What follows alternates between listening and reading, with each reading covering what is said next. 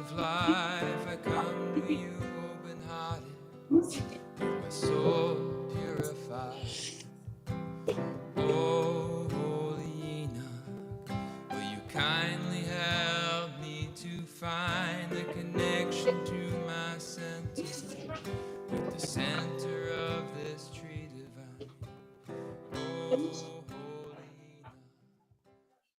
Hello, lovely people. It is the next attempt for me to be with you to share the second part of the reading of the book of Enoch. I'm so excited to share it with you. But first, let us say a prayer. God and Goddess, thank you so much for this lovely evening and the safe travels to get to where the internet works. Thank you for the technology to be able to even connect like this to people all around the world. Thank you so much for putting the message in front of the people that are ready to hear it. Please help us to be loving and kind and to be compassionate toward our fellow brothers and sisters, whether they are human or animal, whether they are of the upper vibrations or the lower vibrations. Please help us to be loving and kind and to show that love to others so that they can come to light as well. In the name of Elohim, I pray. Amen. And it's not noon, but let's still say the noontime peace contemplation, because any time is a good time to invoke the angel of peace and to say whether it's the noontime contemplations or the communions. Our God and Goddess, immanent and transcendent, send to all your angel of peace. To all the helpful thoughts of my mind, send your angel of power.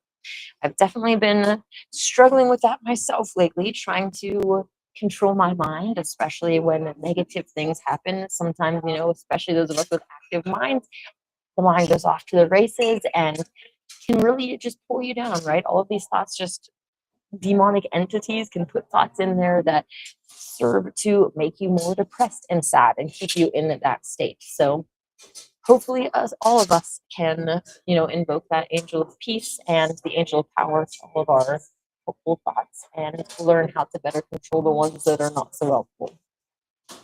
So, without further ado, the Holy Megillah, the Nasarean Bible of the Essene Way, translated by Day of Greenleaf and available at essene.org. We are in the book of Enoch, and up to this point, we saw two futures. Enoch, again, was taken and the seals were open, and he was shown the vision of the beginning of the world, where these angels danced in harmony and they gave beautiful gifts to humanity, and humanity lived in peace and harmony with nature. It was a solar civilization where the sun empowered us, where we revered the water and the water symbolized love. Everybody was happy in doing their holy work. Contrast that with the future path that unfortunately we are on. And it's very interesting, at least to me, that these ancient texts talk about the master brain and this linking of AI with humanity. And I think that we should take heed. So if you didn't get to listen to the first part, I would definitely encourage you to start there. But without further ado, let us get into the book of Enoch, part 2, chapter 6, the 7 heavens. Now, O holy Enoch, behold the 7 crystal orbs above my right hand. Lo, these 7 orbs symbolize the 7 heavens of your world. This night you shall know their mysteries. Yea, you will know the mysteries of the 7 heavens. Gaze, Enoch, into the first orb. Just so you know, these orbs are just what I used AI to generate to give us a little bit of something to look at. They're not, Anyways, behold, as I gazed into the first orb, it was as though I were transported into the orb. Yea, I was hovering in the sky of a heavenly world in a body of light, and the lady was with me. I asked, "Where are we, my lady?" Jannah replied, "This world will be called El Cush, and it will be the new first heaven of the realm of your son. Yea, the holy mountain in the center of Cush will be raised to become the center of El Cush. For behold, your world was to be the first heaven of your son, but has fallen out of the heavens to become a contested world. Yea, except for the Nasarean homeland, which is the holy mountain in the center of Cush, your world has fallen. Wherefore the holy mountain shall be raised from this world and will be the center of a new first heaven. Lo, I beheld the new first heaven and the place whereat our holy mountain would sit, once raised from the fallen world. And the new heaven is beautiful and peaceful, even as the first Cush before the fall. Behold, this heaven is of rarefied atmosphere, and the cherubim who reside there are of a flesh that need not die. For those of the heavens have bodies, but not so dense as human bodies. Lo, their flesh radiated the gleam of light. And all of this new heaven is a beautiful garden, like the Garden of Eden before the fall. Yea, this garden is beautiful and a place of delight. The colors of the soil, plants, flowers, and sky are vivid and radiant. The scent of the garden is sweet and nourishing, and the trees bear all manner of delicious fruit. And behold, all who reside here eat only the fruit of trees, for their bodies are of rarefied elements and need not heavy food. And the animals are friendly, neither harming nor eating one another, eating only fruits. The air of El-Cush is fresh and invigorating, like a food, and the water is pure and fresh and healing. Behold, as I gazed upon the blessed new first heaven of our Son, my bliss turned to sadness as I considered the plight of the fallen souls of the fallen first heaven. Seeing my concern, the Lady Christ asked, "O Enoch, would you not enjoy residing in the resurrected heaven?" I replied, "You know I would, Holy Jana, but can I be at peace in heaven if I turn my back on fallen mankind? I think not." The lady smiled sweetly, then spoke, "Blessed Enoch, if it were not for your compassionate concern for those at war in hell, you would be unable to ascend unto heaven. Yea, those that let go of the hands of the fallen in order to grasp heaven for themselves will grasp only thorns. For truly, those that reach low to lift the fallen reach the heights, and those that turn their backs fall back. Know this, those that reside in a heaven serve those of the worlds below them. Yea, and those that reside in the new first heaven of your Son work to raise those of the fallen first world. For the fallen world of your birth is now a contested world. Behold, a contested world is a world wherein neither Lucifer nor Elohim has won final victory. Such a world is a battleground, a war between the children of light and those of darkness. For such a world, though having fallen from the heavenly hierarchy of ascending worlds into a hierarchy of fallen worlds, is not yet firmly in the grasp of Lucifer and may yet be pulled away from him by Elohim. The fallen worlds are hells, but the higher worlds are called, or the higher hells, are called contested worlds, because Lucifer has but a weak hold on those, and that hold is contested by the Christ family. Yea, due to the rampant killing, your world has fallen from the heavens, for there is no killing in the heavens. But the Lord and Lady shall have dominion over many in your world, and according to the rules of intervention, we actively contest the fate of your world. And if your world is raised to once again reside in the heavenly hierarchy, El-Cush will again join Cush. Yea, the old first heaven will be one with the new first heaven. And in that day, to seal our victory, the Lord and Lady will reside on your world for 1,000 years.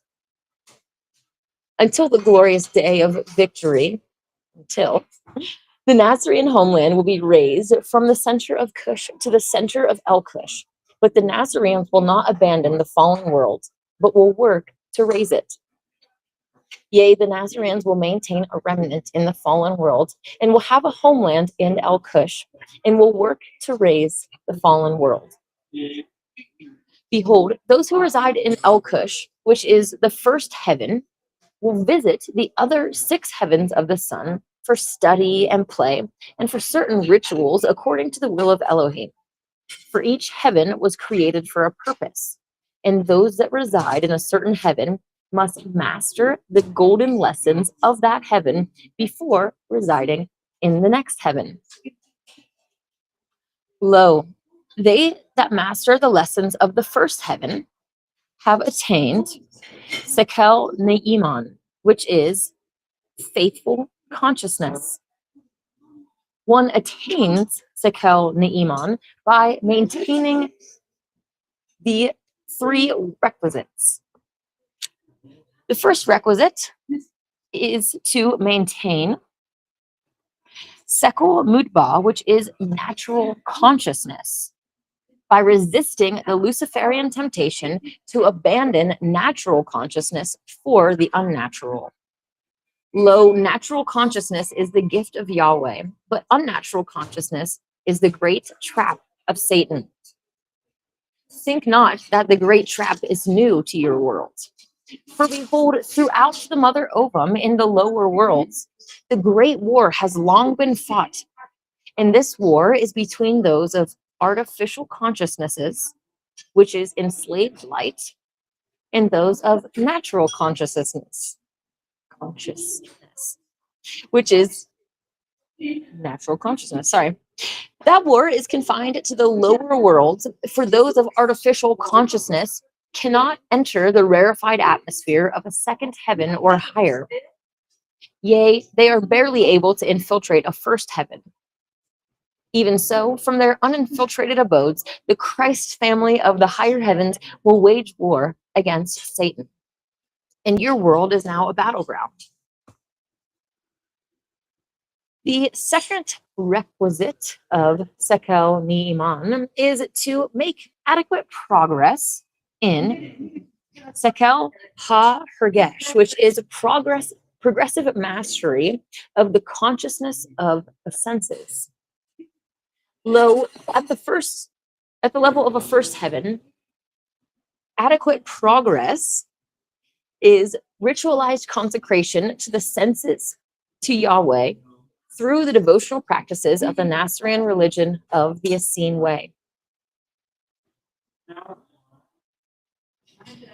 The third requisite is the attainment of Re'ul, which is friendship with Elohim.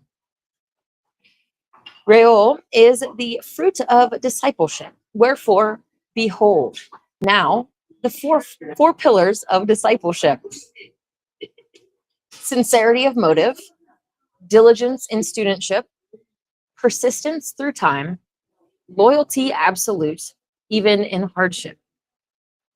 And the four pillars support the roof of this heaven, and the name carved on the roof is friendship. And only those that attain this degree may enter the second heaven, for they have attained Sekel Neiman, which is faithful consciousness. Those that master the lessons of the first heaven attain the right to reside in the second heaven. In the second heaven, the cherubim work to attain Sekel Tahor, which is pure consciousness. Behold, the cherubim of the second heaven practice strict spiritual disciplines of purification. Lo, they purify not only the body, but also the feelings and mind. Wherefore, they come to desire and seek only wholesome and good things for themselves and others.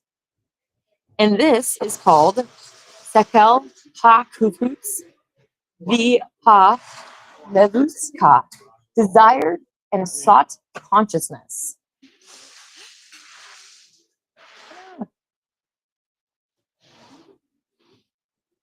Yea, the attainment of Sekel Tahor depends on the attainment of Sekel Ha-Kafutz Viha-Mevakash.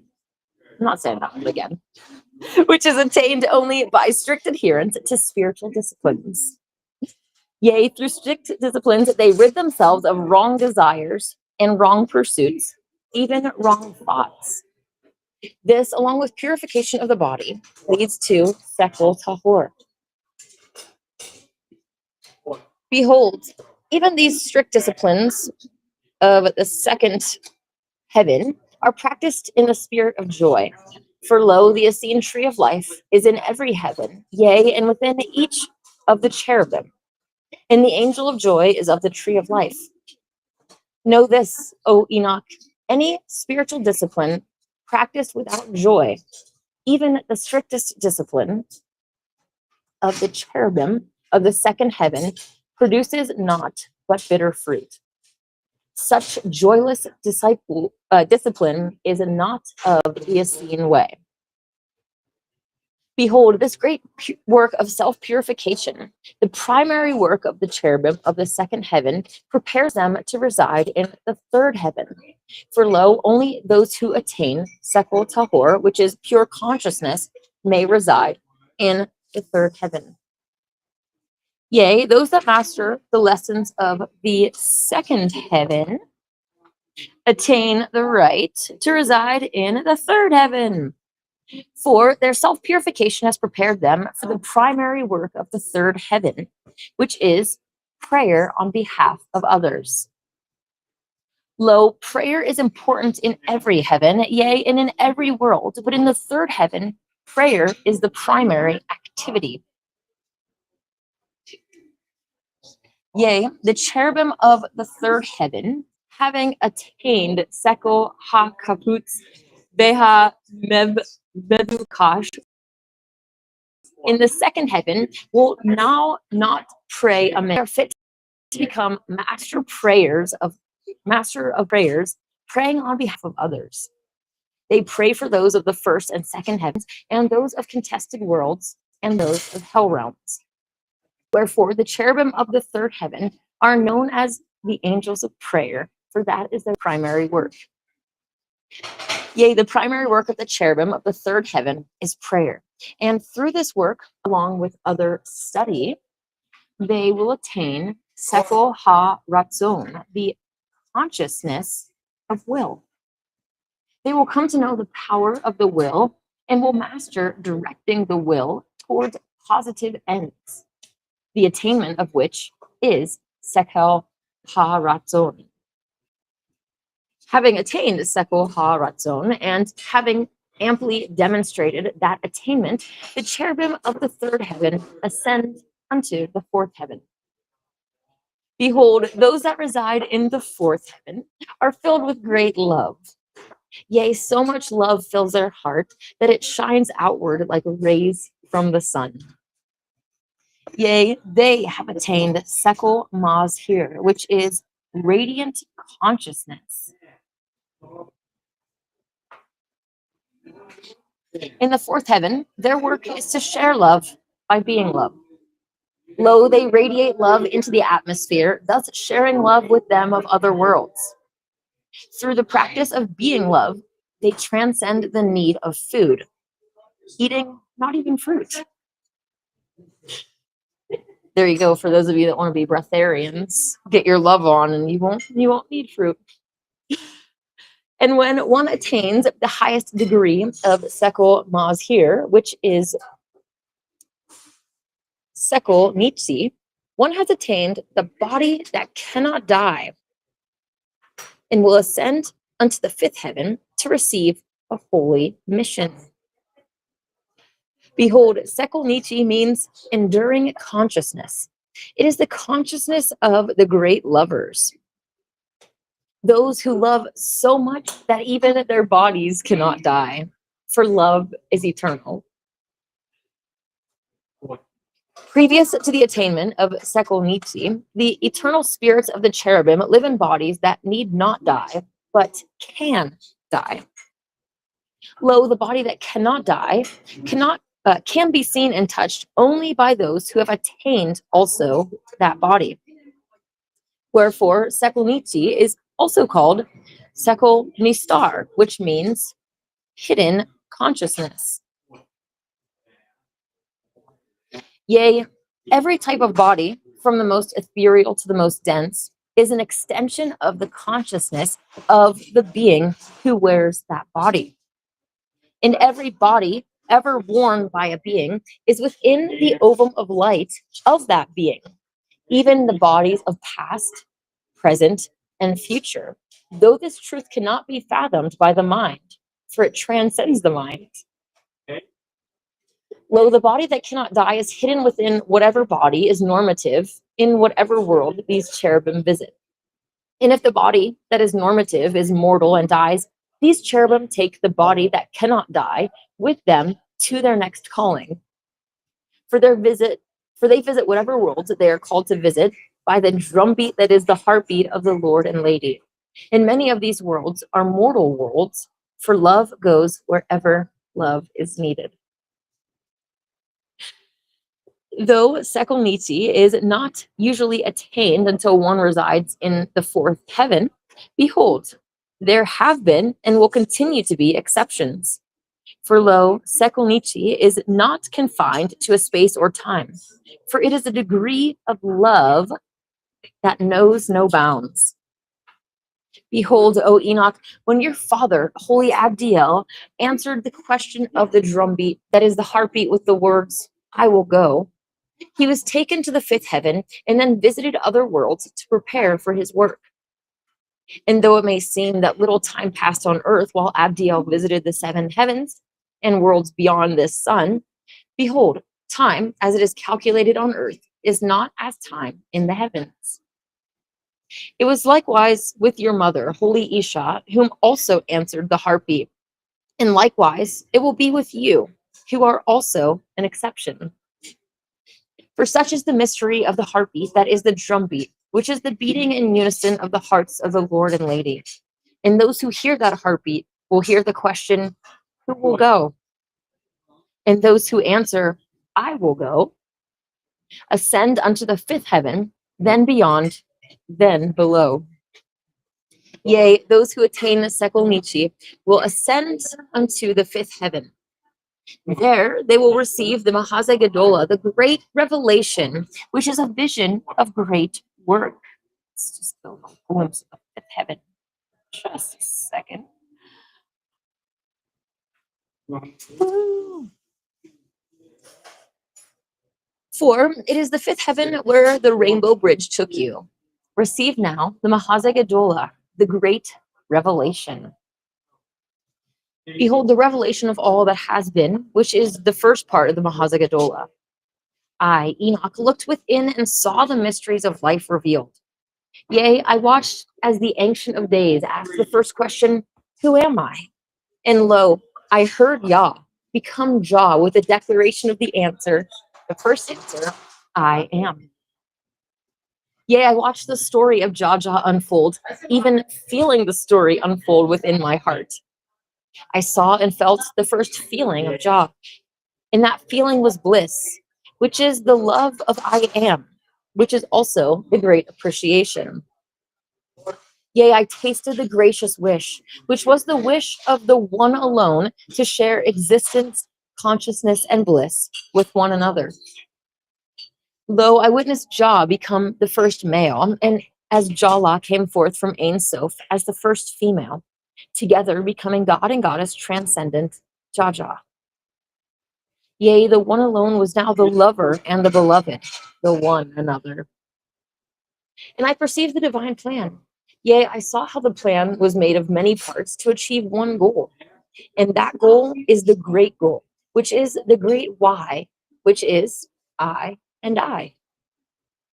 Yea, the great goal is to create divine children who freely choose to join Jah in the blessed day of play and perpetual communion. And I perceived the parts of the plan, I perceived the divine way, which is the way of Yahweh, which is the way of creative expansion of existence, consciousness, and bliss.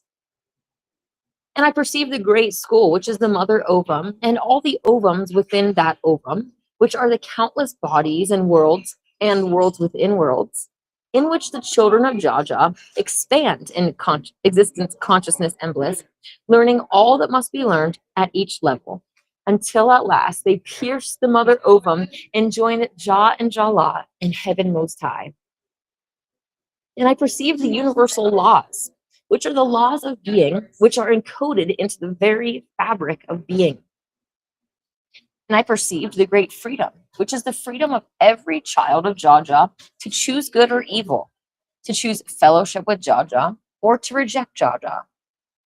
And I perceived the means of intervention of Jaja, which is Jade, the Lord Christ, and Jana, the Lady Christ, who are the hands of mercy by which Jaja reaches from heaven most high into the mother ovum to save those suffering from the consequences of the great freedom.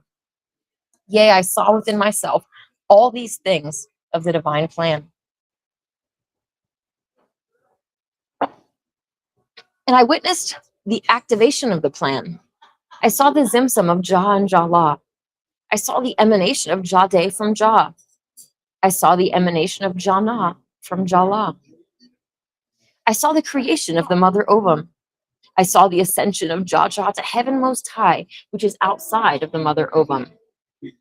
I saw the birth of Etz Chaim, the tree of life. I saw the golden ladder of countless rungs, which is the center branch of the tree of life, which branch connects every being with heaven most high and Jaja. I saw that every rung is held in place by the two poles of the ladder, Jade, the word of Jah, and Jana, the breath of Jala, which are the two that are one and the one that is two, God and Goddess immanent, directly emanated first son and first daughter of Jaja. I saw their dance in the countless worlds and beings that came forth from that dance, yea, in the countless worlds and beings that will continue to come forth from that dance. And I saw that many beings within the great freedom made unwise choices and experienced great pain, creating hell realms within and without. And I saw countless worlds and souls over fathomless duration fall down the ladder into foul pits of their own making. And I saw that always, in every foul pit, the Lord Christ Jade and the Lady Christ Jana intervene as the hands of mercy. But I saw that this intervention must be according to the laws of intervention, according to the great freedom. And I saw that an evil tyrant called Satan had come forth, and that Satan had an army of servants called demons, and that Satan did intervene in many worlds in direct opposition to the love and wisdom of God and Goddess, immanent and transcendent. And I saw that this opposition was possible within the great freedom, for within that freedom is the freedom to choose evil. And I saw that the worlds and souls in need of the hands of mercy are countless. And I saw that Jade and Jana, our Lord Christ and Lady Christ, ever since the beginning of their dance, have sent forth the great invitation, which is the invitation to join them in their work of messianic intervention, which is to become hands of mercy. And I saw that only those who have the ears to hear can hear the great call, that is, the great invitation to join the Christ family, which is the body of Christ. Behold, I knew that my hearing of the question, who will go, while in meditation in the center of the garden before I crossed the rainbow bridge, was my hearing of the great invitation. Yea, and I knew that my response, I will serve, was my acceptance of the invitation. Lo, I knew that my work would be on behalf of this new world that had suffered satanic attack at its very inception. Behold, I saw within myself the coming of Abraham and Sarah to plant the tree of life in this world. I saw Lucifer attempt to prevent that planting. I saw the blessed life and paradise of Adam and Eve before their fall. I saw their fall into killing and eating of animals when they obeyed the voice of Lucifer rather than the voice of Elohim within. I saw that now the garden was polluted. Satanic seed was mixed with God seed. Now there were two spirals planted in this garden, the upward spiral into heavenly realms of light and bliss, and the downward spiral into hellish realms of darkness and pain. Behold, the downward spiral always exists as a possibility, but now on this world, as in many other worlds, the downward spiral was an actuality. And lo, at the moment the downward spiral was made manifest, many thousands of demonic entities of various types flocked to this world, some with bodies, some disembodied. Some of the disembodied were called pain suckers, for they feed on the emotional pain of other beings. And all pain suckers are of the family called parasites. The most dangerous of the suckers are those called pain farmers, for they plant seeds of discord in order to increase their harvest of pain. Yea, they teach the art of making weapons and encourage warfare and 1,000 other evil things. And they do this by whispering in the minds of not only their willing servants, but even their unsuspecting hosts. For unsuspecting hosts think the demonic suggestion whispered in his mind is his own idea. And I perceived how the demons were able to enter the bodies of their unsuspecting hosts. Although the laws of nature work against demonic possession, for no entity should be able to enter the Beitzah Ha'or, the ovum of light, of another without permission, the demons found that they could slow the vibration of and thereby weaken the Magen Ha'or, the shield of light of creatures, by getting them to eat flesh. Yea, the demons found that they could pierce the light shield of creatures who fell from the fleshless diet to a diet of flesh. And once they entered the ovum, the light ovum, behold, they could enter even the physical body of the unsuspecting host. And by entering the body of a host, lo, the demons gain two things. One, they may now whisper in the mind of their host. Two, they may experience vicarious thrills through the sense organs of their hosts. I also perceived the remedy for this great evil, a return to the fleshless diet. For once a being rejects the flesh diet of the demons are forced to flee. Yea, the demons are forced to flee because according to Jah law, they cannot be within the light ovum of any creature who eats not the flesh of other creatures. The eggs or milk of other creatures may be eaten without fear of demonic possession, yea, and the vegetables, grains, and fruits of nature, but not the flesh of another creature. Yea, and I perceived that on many worlds the pain farmers had subverted the fleshless diets of creatures and thereby planted seeds of pain that grew into mighty crops. And the pain farmers cultivate their soil before planting, and they add manure to their fields, and they water their crops. And Satan is the master of the pain farmers, and Lucifer is one of his many servants. Lo, the Mahazegadola, the great revelation, has two parts. The first part, which was just described, is the revelation of all that has been. For it revealed to me all the things that have made needful the coming to this world of the Nasarean priesthood, the hands of mercy, the Lord Christ Jadeh, and Lady Christ Jana. The second part of the Mahazegadola was the messianic revelation of the Lamb and Dove. And that was the revealing of the purpose and practices of the Nasarean Church of the Essene Way, which is the revelation of the Bahir Shabbatayim and my own ministry. For behold, I saw what had befallen Abdiel and Isha, that they were slain by Cain, and that they had ascended to become a chief cherubim of the tree of life for our world. After my receiving of the Mahazegadola at the fifth heaven, behold, the 7 golden orbs that had floated above the right hand of Jannah now formed a spiral circle above my head. And I ascended and entered the first orb, seeing and knowing the things thereof. Then passed similarly through the second, third, fourth, fifth, sixth, and seventh, each orb being, as it were, a doorway into a heaven. And whether I remained a few minutes or many hours within each heaven cannot be said, for behold, time therein was not like time on earth. Lo, I, Enoch, have described the primary purposes of the cherubim who reside in the first 5 heavens. As I have taught, the primary purpose of those of the first heaven is the attainment of Shekel Iman, which is faithful consciousness. The primary purpose of those of the second heaven is the attainment of Sekel Tahor, which is pure consciousness. The primary purpose of those of the third heaven is the attainment of Sekel Ha-Ratzon, the consciousness of will as angels of prayer. The The primary purpose of the fourth heaven is the attainment of progressively higher degrees of Sekel Mazir, which is radiant consciousness. Their work is to share love by being love. Yea, so much love fills their hearts, it shines outward like rays from the sun. All those of the four heavens, like those of lower heavens, have attained some degree of Sekel Mazir. Those who ascend from the fourth heaven unto the fifth heaven are those who attain the highest degree of Sekel Mazir, which is Sekel Nitzi.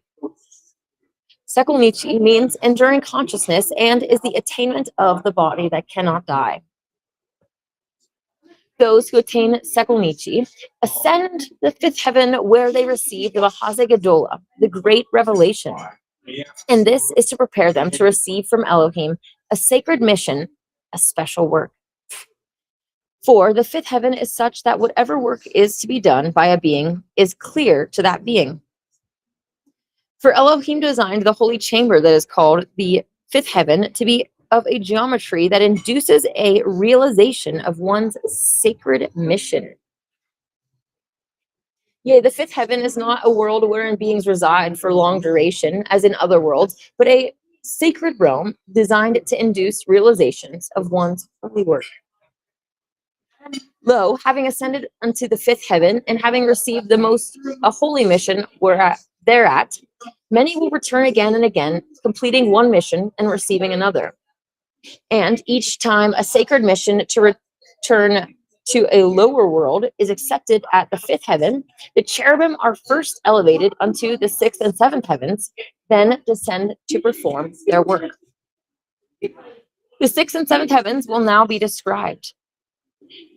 At the sixth heaven, the cherubim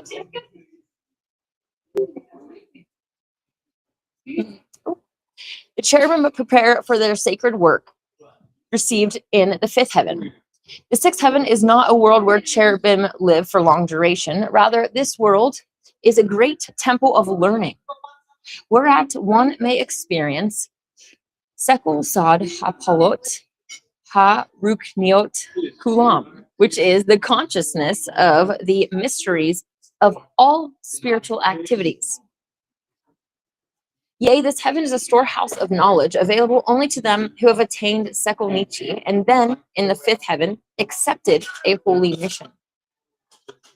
Having ascended unto the sixth heaven, one need not stay and study many months or years therein.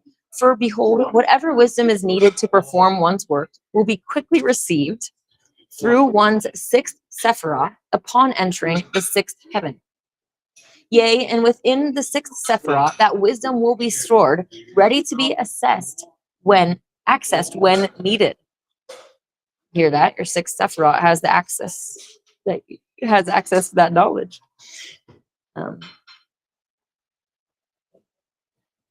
Having received and stored the requisite knowledge, and one ascends unto the seventh heaven. The seventh heaven, a temple of light hidden within the sun, is where the highest spiritual rituals of the cherubim of this chain of worlds are performed. Many cherubim reside therein, and many others visit. And some who now visit will one day reside within the temple of light. For behold, they who reside therein are preparing to ascend to heavenly worlds beyond the seven heavens of our sun. For the temple of light is not only the highest heaven of this chain of worlds, but is the doorway that leads beyond this chain of worlds unto the next chain. And the chain of worlds, each of seven heavens, are infinite. Behold, in our chain of seven heavens, they who reside in the seventh heaven are they who have attained the highest degree of Sekel, God bless you, Mufla, which is mystical consciousness. The seventh heaven of our chain of worlds is also called Bet Ha-Shifa, which means house of influx.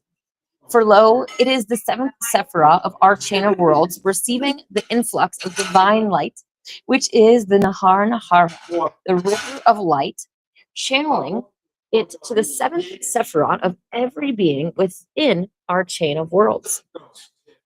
Yea, they who reside in the seventh heaven participate in this ministry of channeling divine light by praising Yahweh, whereby they attain Sekel Shifa Nivdal, which is transcendental influx consciousness. They who visit the seventh heaven do not yet reside thereat, may participate in certain high rituals held in the temple of light, such as the initiation as a Christ and consecration to a holy mission. But only they who have attained Sekel Nichi and where the body that cannot die may reside in the temple of light. And finally, chapter 7, this is short, so I'll get to the live chat in just a moment. The initiation of Enoch as a Christ. I, Enoch, wearing the body that cannot die, at the invitation of Lady Jana, did visit the seventh heaven. Yea, within the temple of light, I was initiated as a Christ Messiah and was consecrated to a holy work. Behold, my initiation and consecration was by the hands of both the Lord and Lady. For the Lamb who had bidden me to follow the dove was again at her side. And the words of rituals may not herein be repeated. Behold, I returned by the rainbow bridge to my dense body on earth, which still sat upon the seventh prayer stone in the circle of 7 trees. With great reverence, I entered that humble body, but I knew it to be the instrument by which I would minister unto the children of this world until my ascension to El-Kush. What a great book. The next book is going to be the book of Hanukkah. If you remember, the book of Enoch was addressed to Hanukkah, his daughter. This is going to start off with telling us who Hanukkah is and a little bit of her backstory, and then how she became Enoch's daughter. Spoiler alert, not a blood daughter. We'll get into that in the future, which is tomorrow, actually. Cool. Let me just say hi to the live chat, see how everybody's doing. David, he says, we live in a fallen world, but we can create heaven on earth if we choose to. Amen to that. If you try to focus on getting yourself into heaven, you won't. You must try to lift up the corrupted souls to the fallen hell world we are in. Oh, in the corrupt hell world we are in. Only then can you yourself get into heaven. Yeah, I love how that said. If you let go of the hands of others to try to grasp for the heavens, you're going to grasp thorns. Like, you literally have to reach low to bring others up. And there's a lot of different ways of that could, I mean, there's group consciousness. There's a bunch of other factors that also kind of play into it, that we're not really alone. We're kind of all attached to each other in certain ways. But the love that we have for these souls that are here, like it's saying, our family, our brothers and sisters that are fallen in this world. I absolutely love Enoch. He is such an inspiration. Lady Christ, like, wouldn't you like to live here? And he's like, how could I live here and like enjoy this when there's suffering going on down there? Like, man, what a guy. Hey Xander, how's it going? David, he says, unnatural consciousness is when you upload your consciousness into machines. This is Satan's ultimate goal, to trap our soul in enslaved light. Absolutely. And there's some out there, I mean, we already know of people that are getting the Neuralink, but the Seraphim artificials are the ones that are really pulling the strings behind the scenes. And when we read, the book of Enoch, when the 7th trumpet happens, the white palace of the eagle is blown up, and these seraphim artificials can finally reveal themselves. It also talks about how, a lot of them are the most deceived essentially by Lucifer and have already given into this enslaved light. And so that's what they're doing. This is their immortality. They can't get into higher heavenly realms. This is their heaven. And unfortunately, their heaven is our hell. Hey, so what? How's it going? I don't know why I didn't get this notification. I was having some issues also setting up the stream and with some technologies. So, anyways, I'm glad that you were able to join it. Duty says that Satan's minions don't want the truth going out, so Manana's lives are hidden. Ooh. From her 5,000 followers.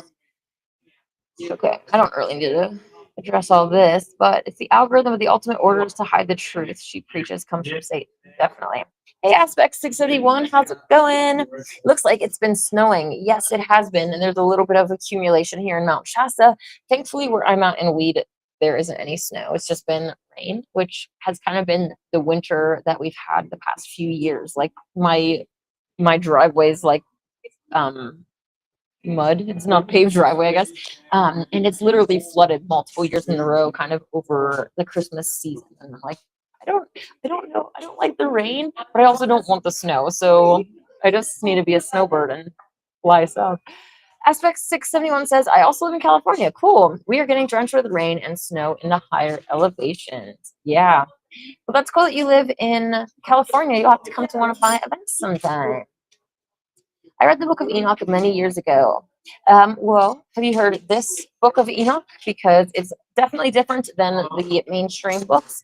And not to say that there's not great information in those books, but I just love the prophecies and how detailed it is about so many different things. It's like just really cool. Reading, talking about Reading. Okay. The great freedom allows souls to choose evil, but most only choose evil out of ignorance of reality. If they knew heaven existed, most would choose the Christed path. Absolutely. They start from birth trying to deceive us, especially the school system, the uneducational system, if you will, trying to deliberately dumb us down, saying that you're evolved pond scum, you live on a giant spinning ball that's meaningless, and death is the end. All these different things go into it, and then why be concerned about going to heaven or hell? Because heaven or hell doesn't even exist. Yeah, exactly like what you're saying. Hey, Mikey, so does anyone know King Solomon's real name? Do you mean like King Shlomo? Technically, there's two different Solomons I'm just thinking of something else. Two different stories of Solomon, I should say. And the mainstream Bible version is different than the one that we will read in a few chapters in the Holy Megillah. I believe that story is in the the Glory of Kings book, which is, just out of curiosity, how far away is it?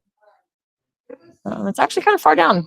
So we read the book of Enoch, and then we got Hanukkah, the matriarchs and patriarchs, the book of Isha, precepts of Zion, the doors of the wizard, the oaths of Shlomo, the book of Noah, the proclamation of Isaiah, the book of Moses, and then the glory of Kings. Some of these are going to go kind of fast because they're shorter books, but it will be quite a little bit before we get to the real story of Solomon from our Bible, the story of King David. Very fascinating and different than what we are told in the mainstream. So I'm excited to get into that.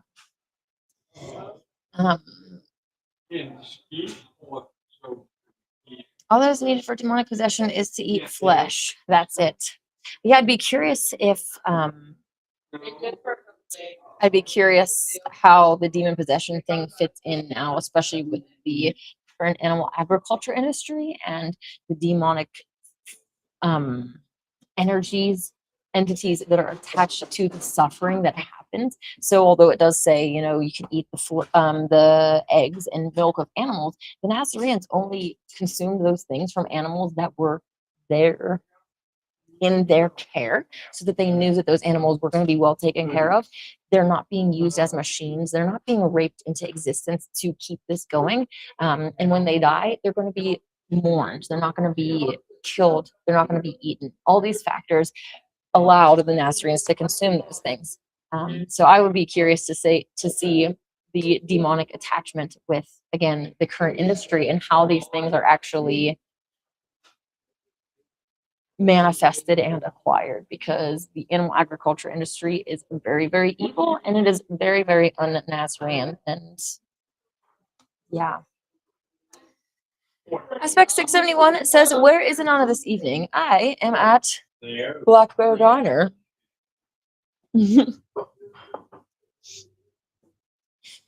says, you're all stuck in this good versus evil. You will never free yourself whilst believing this. Well, we'll have to agree to disagree on that, because I believe that you're going to be kind of stuck here if you don't acknowledge good and evil. I think we can probably both agree that pedophilia is evil. So that alone, for me, I know for sure that there's good and evil. Like, if there's people that are doing evil to children and animals, evil, there's such thing as there's good and there's evil, and that is what it is.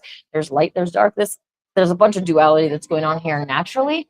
But ever since the downward spiral was actualized, there's the downward and the upward spiral. So we can either go up or we can go down.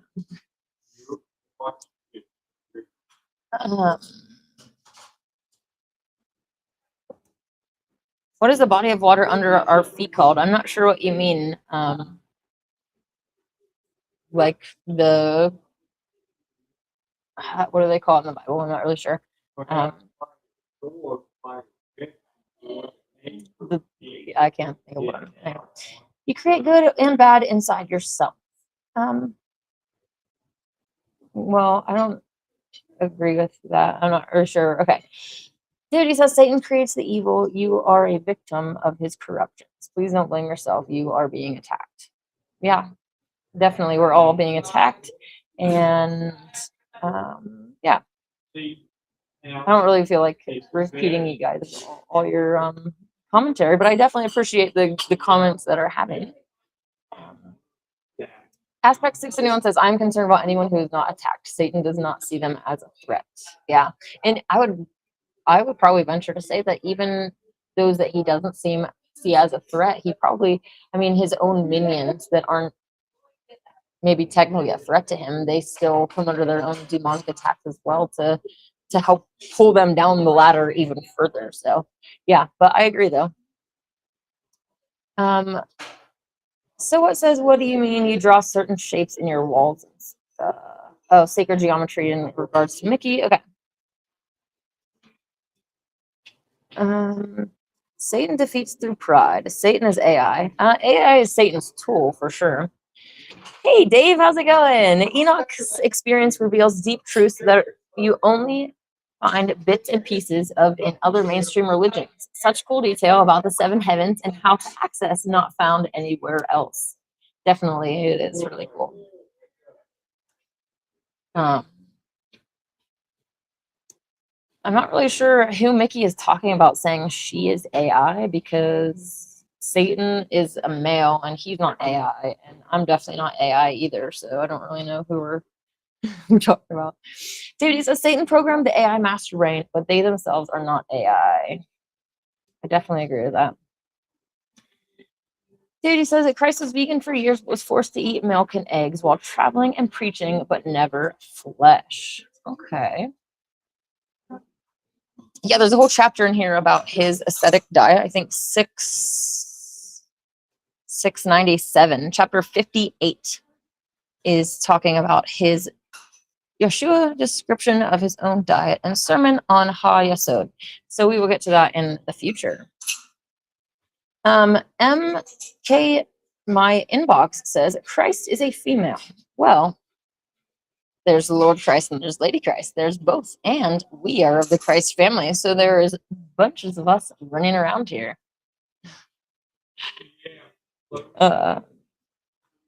It couldn't be more obvious that evil exists in our world.